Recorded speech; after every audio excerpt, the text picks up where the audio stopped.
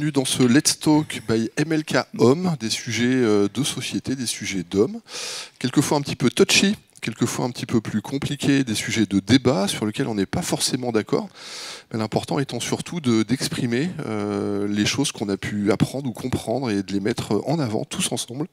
Ce soir, on a deux invités d'exception avec Thierry Noël. Salut Patrick. Est-ce que tu peux te présenter un petit peu avant de Bien rentrer sûr. dans le sujet? Donc, je m'appelle Thierry Noël, je suis marié, j'ai 3 enfants, j'ai 6 petits-enfants. Ouais. Voilà, je suis pasteur, je suis leader de louange, je suis organisateur d'événements, je suis animateur de camp. Enfin, bref. Tu fais plein de choses. Tu veux la totale? Un peu tout, le pédigré est chargé, mais avec un super, une vie de service. Une vie voilà, c'est ça. C'est ce qui me plaît, c'est ce qui me passionne depuis des dizaines d'années. Et puis reconnu, parce que tous les gens qui bossent avec toi te citent avec beaucoup d'affection. Alors il y a quelque chose. Écoute, pour moi, ça fait partie des choses essentielles, justement là-dessus. Si tu veux qu'on en parle, on va en parler. On est là pour ça. On va en parler. Ok, super. T'as raison, il est très aimé, lui. Et puis Yvan. Contrairement à moi, lui, il a très peu d'ennemis. Yvan Carluer. Tout le monde l'aime. T'en sais rien, peut-être qu'ils le disent pas. Parce qu'à la base, t'as fait des chansons avec Dixie, tu vois, t'as mis tout le monde d'accord. Je sais pas forcément. Hein. Je vais dire, à l'époque, j'avais plein de gens qui n'étaient pas d'accord. T'as commencé impopulaire et maintenant t'es populaire et je fais l'inverse. Comme quoi, il faut persévérer. Et Yvan, notre pasteur principal, fondateur. Arrête tes bêtises. Voilà. Responsable en charge, élu pour 2 ans jusqu'à ce que je sois remplacé. Voilà. On a un sujet ce soir sur l'appel, le ministère, la vocation. Comment est-ce qu'on peut décomposer tout ça? Comment est-ce qu'on peut le comprendre? Est-ce que c'est vraiment quelque chose qui est plus grand que nous? Est-ce que ça se développe?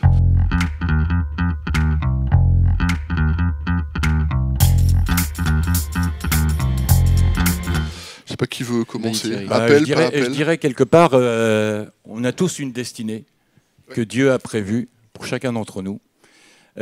Où que l'on soit et quoi qu'on fasse, Dieu dit qu'il a tracé, qu'il a prévu des projets pour nous, projets de paix et non de malheur, afin de nous donner un avenir et de l'espérance.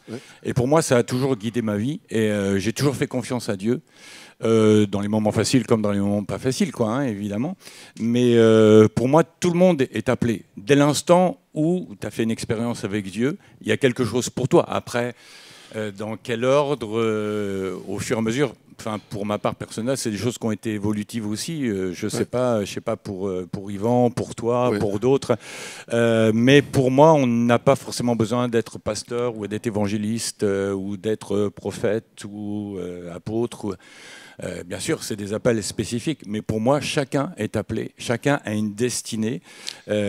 Si jamais Dieu nous a placés sur cette terre-là, c'est qu'il a quelque chose de particulier. Amen. Parce qu'il nous aime, parce qu'il a prévu, parce qu'on a de la valeur à ses yeux, puis parce qu'en même temps, on l'a accepté, bien sûr. Donc à partir de ce moment-là, pour moi, il y a quelque chose, un chemin qui va tracer, ou qu'il a tracé et qu'il connaît et dans lequel il va nous conduire, il va nous diriger au fur et à mesure. Bien sûr, c'est une question de foi, c'est une question de confiance, c'est une question de dépendance, c'est une question de passion aussi. Et puis, il y a plein de choses à dire.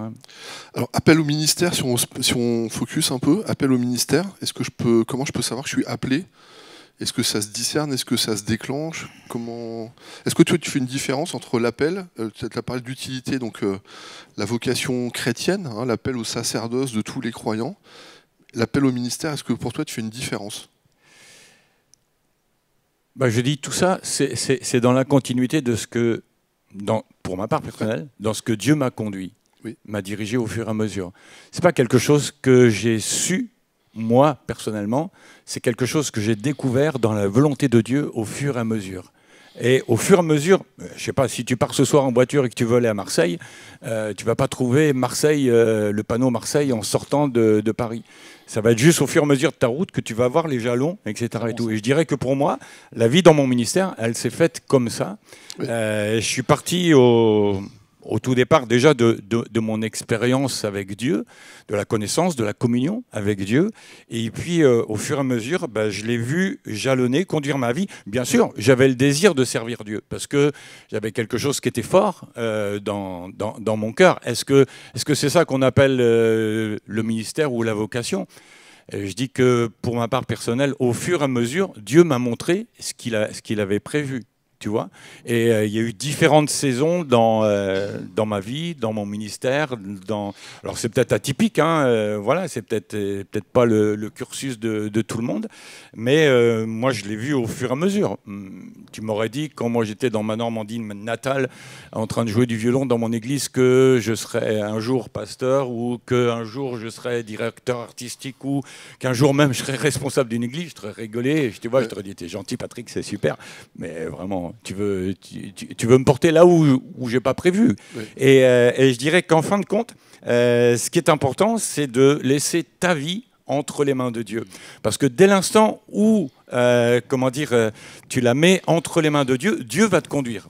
Et c'est bien de ne pas savoir à l'avance, parce que si jamais on savait à l'avance, on n'irait pas. Mais voilà, moi j'ai toujours été un gars passionné par les choses de Dieu, par les gens, par ceux qui servent Dieu. Et puis, ce qui est intéressant, c'est que quand tu investis dans le royaume de Dieu ici-bas, tu sais que même quand tu seras parti, ça va demeurer, tu vois. Et très tôt, au début, pour ma part personnelle, j'avais des ambitions professionnelles. J'étais représentant de commerce et puis j'avais aussi des ambitions, etc. Et tout. Puis à un moment donné, Dieu m'a dit stop, c'est pas là que je te veux, quoi. Et comment Dieu a fait?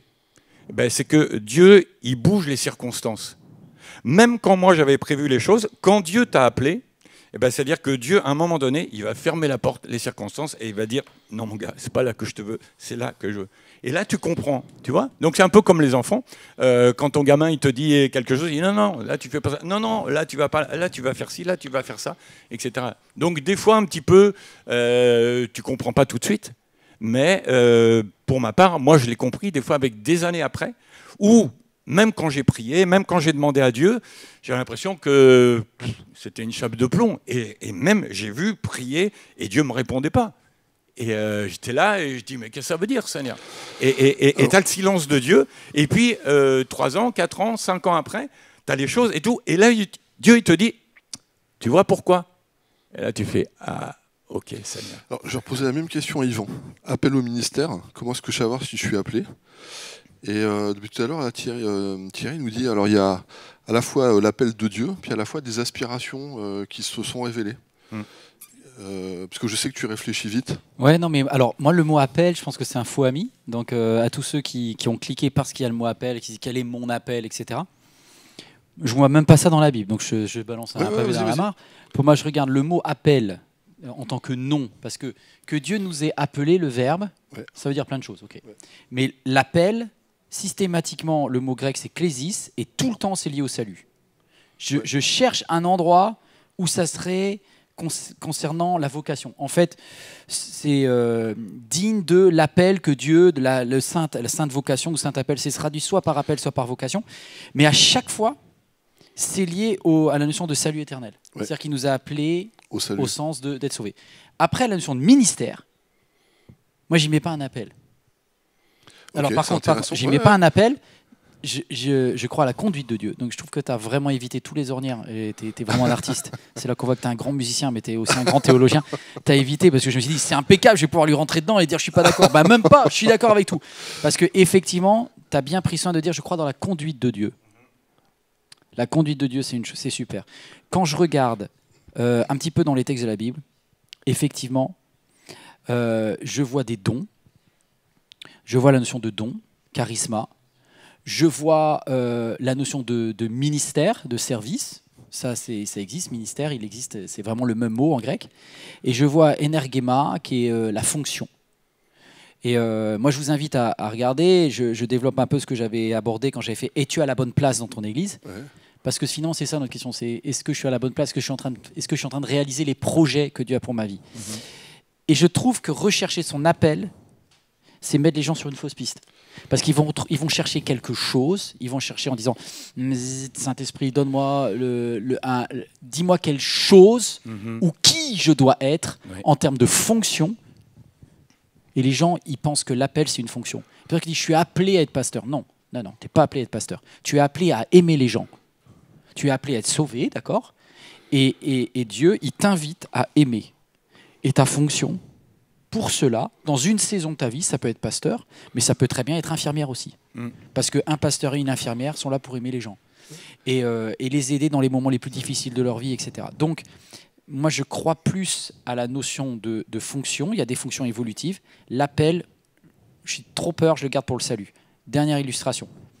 J'avais un jeune homme là au téléphone, c'était cette semaine. Il me dit... Dieu avait un appel pour moi, il m'avait appelé à être juge, parce qu'il a été reçu dans son concours de juge, bravo, c'est super bien. Il me dit, je suis juge, c'était le plan de Dieu, c'était son appel pour ma vie. J'ai dit, non, c'est ta fonction.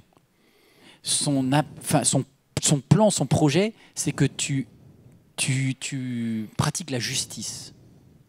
Et j'ai dit, tu aurais pu être aussi avocat auprès de personnes démunies. Tu aurais pu être juge.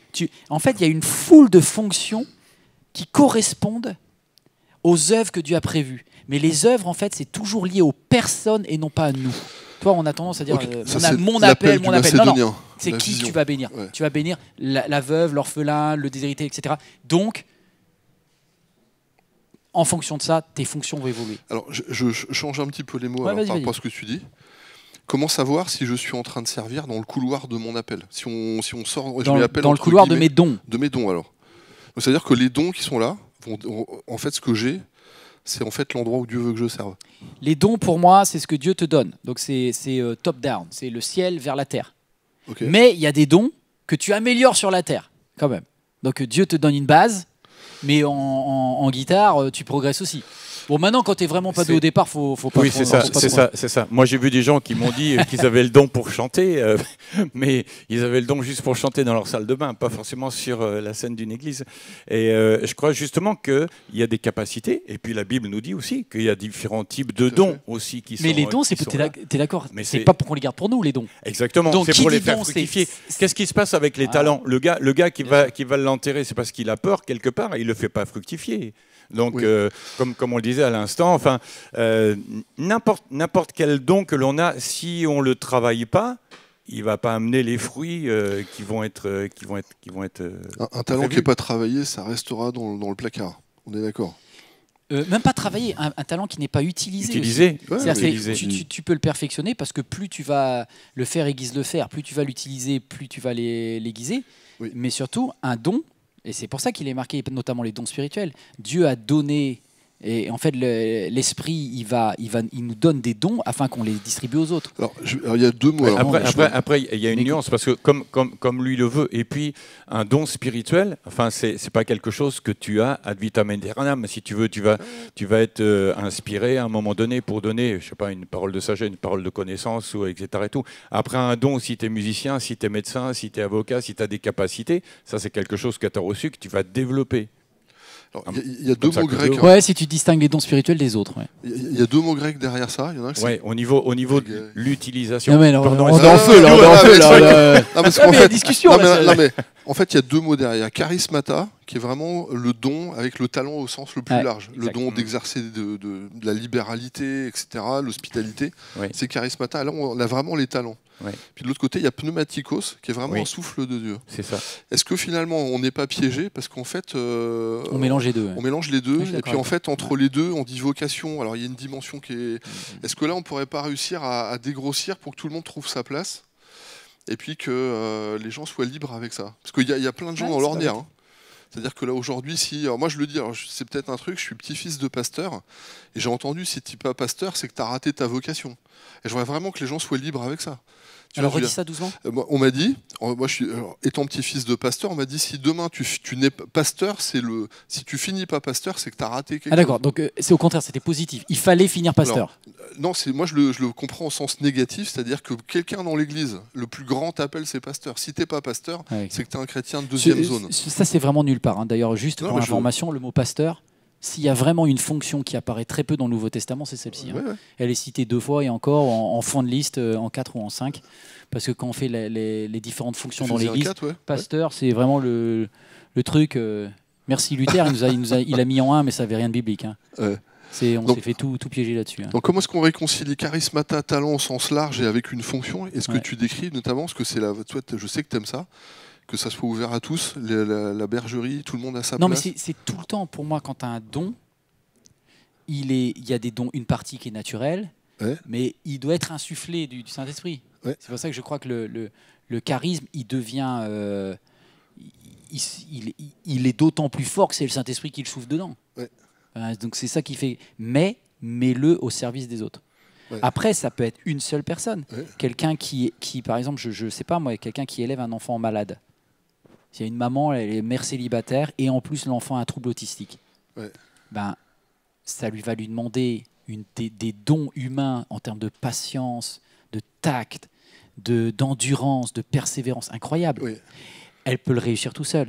Mais ces dons-là, s'ils sont bonifiés par le Saint-Esprit, ça fait la différence. Ah, bien sûr. Et que ça soit, mais un don ne sert que quand il est donné à quelqu'un d'autre. Ouais. Enfin, un don qui est gardé, c'est du gâchis. Ça sert pas. C'est-à-dire que si quelqu'un est au service de son don, c'est qu'il n'a pas compris son appel. Exactement. Okay. En fait, pour moi, c'est vraiment un L. Ça vient du ciel, ça tape sur toi pour aller vers quelqu'un. Pas mal. C'était tac. Et si ça fait ça, ça s'enterre. Yes. Ça s'enterre. Ça s'enterre. Il y a beaucoup de gens qui enterrent. Hein. Après, une fois que tu as le don, c'est qui reconnaît que tu as le don? Ça, c'est une autre question. Ouais. Alors il y a l'appel divin, on peut le dire comme ça, appel divin. Mais est-ce qu'on a des aspirations humaines? L'appel divin sur quoi? Sur nos vies, est-ce qu'on peut dire qu'il y a vraiment Dieu a une vocation? C'est là où on a du mal. C'est ça, ouais, t'as du mal. On est compliqué parce que quand on veut parler là, c'est j'ai une utilité dans le royaume. Personne n'est inutile. On a tous, on est unique, précieux, irremplaçable. Pour moi, dans ce que tu disais, tout le monde est appelé. Tout le monde a quelque chose à faire. Tous. On a cette image du corps, Christ qui est la tête. On est tous membres les uns des autres. Chaque membre de ton corps est utile, quel qu'il soit, à quelque niveau que ce soit. C'est juste qu'il faut comprendre que là où il a une fonction à remplir. Si jamais tes poumons ne remplissent pas la bonne fonction, tu vas être embêté. Mais si jamais il y a un petit nerf qui coince quelque part, il est beaucoup moins visible. Mais quand il va coincer, ça va faire mal dans tout le corps. Clair. Et c'est pour ça que je me dis que pour moi, on ne peut pas mesurer à la visibilité globale ou forcément autour des autres. Mais dans le corps de Christ, pour moi, chacun a cet appel, chacun a cette fonction à qui Dieu l'a placé. Et si moi j'essaie de me mettre à la place de quelqu'un d'autre et de faire ce pourquoi lui il est appelé, alors que moi j'accomplis pas pourquoi Dieu m'a appelé, mais après c'est juste là qu'il faut savoir où est-ce que je suis, quand j'y suis, et puis comme tu disais, est-ce que je suis à la bonne place au bon moment, au bon endroit. Et tout ça c'est une question de confiance après au fur et à mesure. Et mais attends Thierry, on va pas se mentir, t'es pasteur toi aussi. Des fois les gens qui sont en leadership. J'ai pas démarré ma vie chrétienne en tant que pasteur. Mais je parle juste pour beaucoup de ceux qui nous écoutent, par exemple, peuvent être aussi bloqués parce que l'équipe de leadership, pasteur, apôtre, je sais pas qui est en tête de leur église, les bloque. Ça arrive ça aussi. C'est-à-dire tu peux avoir des dons, il faut dire la vérité. Ça dépend. Dieu ne passe pas toujours en force. Donc il y a des personnes qui peuvent regarder en étant frustrées en disant pétard, je suis mis sur la touche parce que ma tête ne revient pas à Madame Pasteur, à monsieur le patron, machin, et que du coup, il m'a mis dans une voie de garage. Ça arrive. Si tu veux, moi je dis que quand Dieu t'appelle quelque part, c'est pas un homme qui va t'arrêter. Si jamais il y a quelque chose, automatiquement, on va être. Alors comme tu dis, si pour moi un homme va arrêter, tu vas devoir. Si c'est en responsabilité, et moi je l'ai vécu, toujours en étant soumis, attentif, etc. et en demandant à Dieu. Ouais, c'est vrai. Et Dieu, il a fait les choses et il m'a dit, ok, tu vas faire ça, tu vas passer par là. Oui, sans être en rébellion ou insoumis ou autre. Ça, c'est très important. Mais automatiquement, Dieu va t'amener quand même là où il a prévu. Alors des fois, c'est plus compliqué, ça zigzague peut-être davantage, ça te demande aussi beaucoup d'humilité, beaucoup de patience, mais Dieu nous apprend aussi des choses. Et moi, j'ai appris aussi des choses au travers de ça. Tu vois, pardon, Pat, de réagir là-dessus, mais c'est là où il y a une petite nuance. C'est pour moi, Dieu, alors c'est vrai qu'il nous a appelés pour des œuvres bonnes, préparées d'avance. C'est tout ton angle ce soir. Et pour moi, les œuvres, ce sont des personnes. Et qu'à partir du moment où, parce qu'on n'est pas là pour bâtir des cathédrales, on est là pour bâtir des vies. Donc à partir du moment où l'endroit où je suis, où les personnes ne me reconnaissent pas cette fonction ou ne me permettent pas d'exercer cette fonction, je dois checker mon cœur. il y a de l'orgueil en moi, c'est un problème. Il y a de la rébellion en moi, c'est un problème, etc. Ok. Bon, ça, c'est peut-être Dieu permet que des personnes ne me reconnaissent pas dans ma fonction parce qu'ils voient en moi des problèmes de caractère. C'est vrai. Deuxième chose, si c'est le leader qui a un regard dysfonctionnel, bah là, tu peux être vraiment embêté. Je te donne un exemple dans la Bible.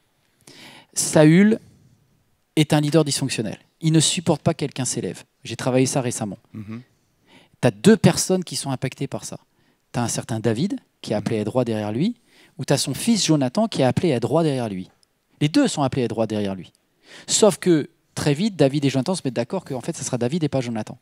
Mais Jonathan, par fidélité absolue, va rester dans le sillage de son père et va crever là-dedans. Et je fais exprès d'employer un mot choquant, mais il va y crever.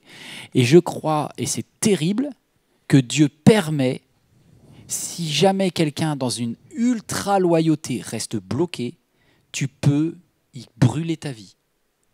Dans un endroit, parce que tu restes auprès d'une personne toxique, parce que tu étais tellement loyal, étais tellement fidèle, et on t'a tellement dit obéis, obéis, obéis, qu'il y a des personnes qui restent bloquées. Alors c'est peut-être mon côté un peu moins obéissant que toi. Mais il y a un moment où j'ai dit waouh, heureusement que David il a dit hey, Saül, t'es un peu dingue quand même, je vais partir.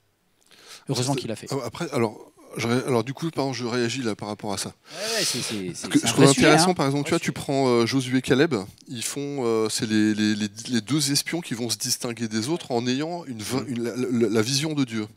Quand ils tournent 40 ans dans le désert, on pourrait dire ils vont perdre 40 ans de leur vie. Sauf que la réalité, c'est que c'est à cause des guignols qui bloquent. Il n'empêche que pendant les 40 ans, ces 2 hommes de foi, même si c'est dans une circonstance qui est différente, vont quand même exercer la même foi. Amen. Et quand ils reviennent au temps, parce que Dieu remène le temps, ils peuvent prendre leur héritage, ils sont prêts à rentrer dans leur héritage. C'est ça. Là, on peut dire, dans une vision, on va dire, ils perdent 40 ans. Dans une autre vision, c'est les hommes de Dieu avec la foi, et ils n'ont rien perdu parce qu'ils vont quand même prendre leur héritage. J'aimerais bien lui poser la question. Parce qu'ils expriment la même foi. Non, mais... Moi, je suis sûr que Caleb, tu lui dis, Caleb, t'es OK avec ta vie ? Qu'à 90 piges, tu dois aller récupérer les sources d'eau pour ta fille Aksa ? Il dit, j'y vais. Mais franchement, j'aurais préféré le faire à 50 ans quand même. Oui, bien sûr. Mais la réalité est là, c'est que malgré les circonstances, le gars, il a gardé le cœur, la volonté, et puis à 85 ans, il a dit la montagne, je vais me la faire. Ouais, mais si j'ai une angoisse, moi, là. Et tant mieux, parce que c'est peut-être toi c'est pour ça que j'ai besoin d'un pasteur comme toi. Mais l'angoisse, c'est est-ce que je peux passer à côté de ma vie si jamais je suis bloqué dans un cul-de-sac organisationnel. Toi, tu dis, dans tous les cas, Dieu te fera sortir du cul-de-sac. Ouais. Quand tu regardes Joseph, quand même, il en a bavé quand même, hein. Mais il en est sorti aussi. Oui. Mais je pense qu'il y a des choix. Tu vois, moi, j'entends où tu veux. Non, je veux poser des questions pour un vrai pasteur. Moi, je suis différent. J'ai un tout petit peu de peur. Je suis différent de Thierry dans le caractère. C'est-à-dire que quand moi, à un moment donné, je suis pas un arbre. Donc quand l'environnement dans lequel ne me va pas, je change de peau. Moi, je vais ailleurs. Et j'ai ce caractère pour Jésus aller dit 3 ans tu mets du fumier, après tu t'arrêtes. Hein. Voilà. Mais donc ça veut dire que entre les deux, je pense qu'à un moment donné, ce qui est intéressant, il y a un truc qui me brûle. Est-ce que tu arriverais en quelques phrases de dire, en fait, après une vie, tu as réfléchi à ton appel, tu veux définir qu'est-ce que Dieu m'a appelé à faire pendant toute ma vie. Est-ce que tu saurais mettre des mots, une phrase ou... Oui, bien sûr. Vas-y. À aimer les autres. Aimer les autres. Donc c'est pas. Donc, voilà, il t'a pas répondu en termes d'appel. Voilà. Tu as dit les autres. Et toi, Yvan, en fait, si tu devais mettre un mot sur... J'ai pas d'appel, moi. J'en ai jamais eu. T'as une pioche. Mais j'ai pas d'appel. Si j'ai un seul appel, c'est un appel au salut, et Dieu merci, j'ai dit oui. Amen. Donc la seule fois où j'ai dit oui à l'appel de Dieu, c'est je te suivrai dans les bons, les mauvais jours, ça s'appelle le baptême. C'est le seul appel que j'ai fait. Tout le reste, j'ai pas eu d'appel. Par contre, j'ai un ministère à la rigueur. Mon ministère, qui veut dire minus, etc., c'est au service d'eux. Amen. Dieu vous a donné le ministère de la réconciliation. Ouais. Dieu vous a donné le ministère de... À chaque fois, c'est une personne. Ça n'a jamais été pour toi. Ouais. Donc, je ne cherche pas je cherche quels sont mes dons, mais je cherche qui est... Si tu veux vraiment mettre le mot appel, c'est qui est mon appel. Mais je préfère qui je dois servir, qui je dois ministérer. Et ça me parle. Et donc, ça change. Il manque un mot. Ouais. Dans ma vie, ça change. Il y a une saison de ma vie où les personnes que je servais, c'était mes collègues quand j'étais prof. Ouais. Y a une période de ma vie où ce que je servais, c'était l'église, la petite église de Créteil, rue du Général Leclerc, et on était 50 et on servait le café et la qualité du café comptait autant que la qualité de la prédication. Mais c'était une saison de ma vie. Après, il y a une autre saison où tu es papa. Ouais. Donc, toi, tu dirais ton appel, c'est qui? Mon appel, ça serait Ethan et Shaina. Mais je dirais, moi, mon ministère, c'est Ethan et Shaina. Mais en même temps, mon ministère, c'est de préparer ce que va être l'église Internet de demain. Et d'aimer une certaine Jacqueline qui, pendant le Covid, était sur un lit d'hôpital, qui croyait que sa vie était foutue, qui a entendu justement la série sur Joseph et qui a dit « Dieu m'a pas oublié » et aujourd'hui elle est debout et je te bénis. Je ne sais pas si tu existes, Jacqueline. Mais donc, en fait, c'est une constellation de personnes. Ouais. Plus que... Tu vois, moi, je ne sais pas... Qui est l'appel de Joseph? Moi, je dirais l'appel de Joseph, c'était tout son peuple. Sauf qu'il a pris 40 ans de bagne, je ne sais pas combien d'années de bagne, pas 40 ans. 17 ans de misère pour qu'eux soient prêts à recevoir le ministère que Joseph avait pour eux. Alors, au point où on est arrivé, pourquoi c'est un tel... c'est à haute voix, hein, j'ai réfléchi là. Ouais. Pourquoi c'est un tel problème aujourd'hui? C'est une vraie question, avec pour certains, une peur de est-ce que je rate quelque chose? Est-ce que je vais rater quelque chose? Parce que ça, cette question qu'elle a, on nous la remonte. Moi, si je rentre pas dans ma vocation, mais c'est quoi ma vocation? Comment est-ce qu'on peut ramener les gens à quelque chose pour les remettre dans le couloir et leur dire au niveau de ta foi aujourd'hui, qu'est-ce qu'il faut faire pour vraiment être à l'aise? Il faut être disponible, à mon avis, tout simplement. Moi, au départ, il y a quelqu'un qui m'a dit « Tout ce que ta main trouve à faire, avec la force que tu as, fais-le. Oui. » Mais tu es d'accord que... Pardonne-moi, je vais t'embêter. Ouais, mais est-ce que tu es appelé à nettoyer les toilettes tout le temps ou bien faire? Alors, on le fait une fois ou deux. Mais ça passe. Je suis passé par là et pour moi c'est bien. Ce qui m'intéresse aujourd'hui et mais est-ce que ça veut dire que tu dois passer maintenant toujours ton temps? Mais non, absolument pas. Mais c'est quand même quelque chose qui fait là. Et aujourd'hui, c'est quelque chose qui me permet d'être reconnaissant quand je croise quelqu'un qui fait les toilettes, etc. et tout, parce que je sais ce que c'est. Si tu veux, tu vois. Et pour moi, faire la louange sur une estrade ou nettoyer les toilettes devant Dieu, la qualité et le cœur, c'est exactement la même chose. Et non, Dieu, les toilettes, c'est mieux. Les toilettes, c'est mieux, oui, parce que c'est pas vu, enfin, etc. Et tout. Je pense que je dirais que la valeur est d'autant plus importante. Et c'est pour ça. Mais je crois qu'aujourd'hui, ce que je trouve dommage, ce serait un pasteur qui a jamais fait les autres trucs et puis qui prend les gens de haut, et puis, ou genre qui prend les gens pour s'en servir, etc. Et tout, si tu veux, tu vois. Alors que tout compte fait, on est ensemble au service. Et puis, ce qui va faire que ça fonctionne bien, c'est que tout le monde est à sa place, c'est que tout le monde remplit son rôle. Et puis que, comme je le disais tout à l'heure, il y a une évolution. Il y a des gens peut-être qui vont pas aller plus loin et qui sont contents de ça, peut-être qu'ils vont évoluer dans le service du ménage, qui vont devenir des leaders, qui vont devenir responsables, qui vont aider les autres, qui vont aller chercher des bénévoles. Et puis, si jamais tu leur proposes autre chose, ils vont te dire non, mais moi je suis bien à ma place, je suis là et c'est ce que j'ai. Après, pour la vie de l'un, pour la vie de l'autre, on peut aller sur d'autres sphères au fur et à mesure. Et personnellement, j'ai eu la grâce de... Mais la question qu'il faudra voir, et moi, à mon avis, il faut qu'on parle dans une autre émission, c'est à partir de quand tu dois dire, ok, ce truc-là est bloqué, j'ai le droit de tenter un nouveau truc. Parce que sinon, les gens sont bloqués dans des... Tu vois, honnêtement, tu parles des églises de Normandie d'il y a 40 ans. Ouais. D'accord? Je suis content que tu en sois sorti. Oui, moi aussi. Bah oui, moi aussi. Et moi, mon grand-père les a fondés. T'as des gens formidables. T'as des gens formidables qui sont morts en Normandie. Eh bien, bien sûr. Mais zéro de mal sur la Normandie. Mais qui sont morts dans la frustration de ne jamais exercer les fonctions et ni exercer les dons qu'ils avaient. Et ça, c'est terrible.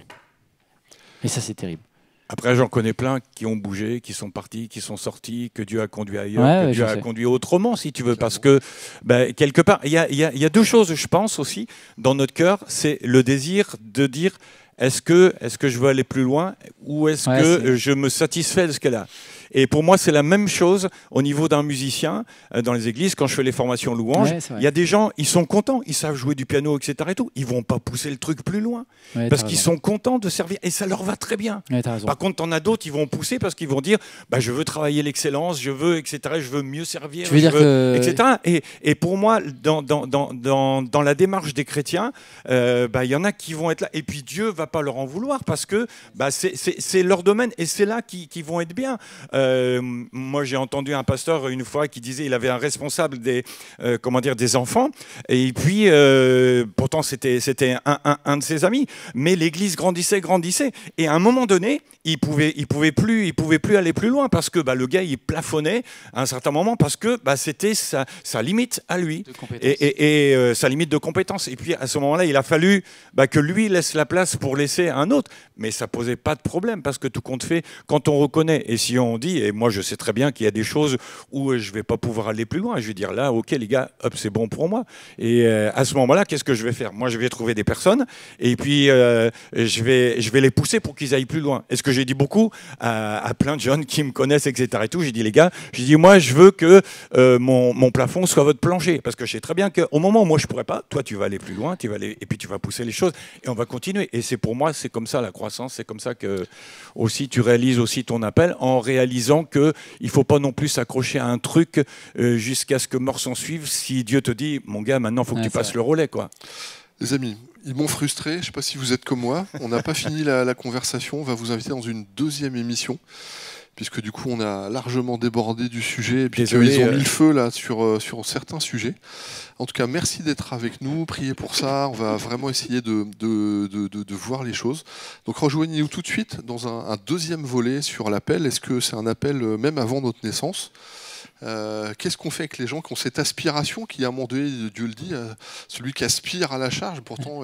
Est-ce que la charge est définitive? Voilà, ça aussi. Est-ce que ça va changer dans la saison de vie que disait tout de suite Thierry? Donc tout ça, on revient tout de suite. En tout cas, merci d'être avec nous. Merci. Dieu vous bénisse. Merci. Salut les amis.